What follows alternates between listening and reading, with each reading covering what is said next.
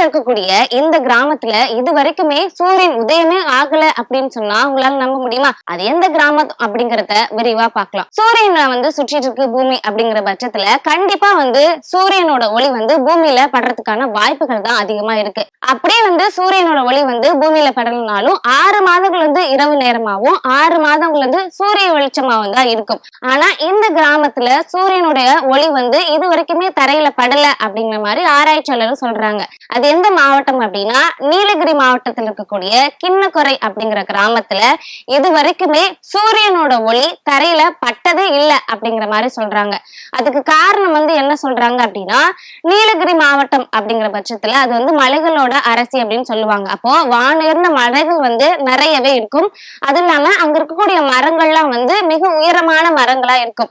அப்போ நெருக்கமா மரங்கள் இருக்கிற ஒரு காரணத்தினாலையும் அது மட்டும் இல்லாம அங்க எப்பயுமே ஒரு பனியா இருக்கட்டும் மழையா இருக்கட்டும் அப்படிப்பட்ட காலநிலை தான் அங்க இருக்கும். அந்த ஒரு காரணத்தினால்தான் இது வரைக்குமே சூரியனோட ஒளி தரையில படல அப்படின்னு சொல்றாங்க.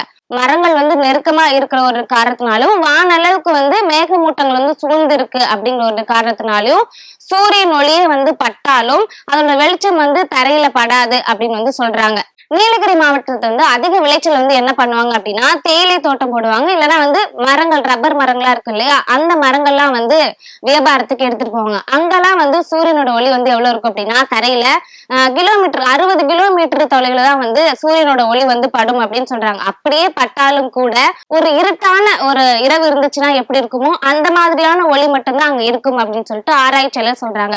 சோ இந்த ஒரு காரணத்தினால்தான் தமிழ்நாட்டுல இருக்கக்கூடிய நீலகிரி மாவட்டத்துல இது வரைக்குமே சூரியனோட ஒளி தரையில படல அப்படின்னு சொல்றாங்க.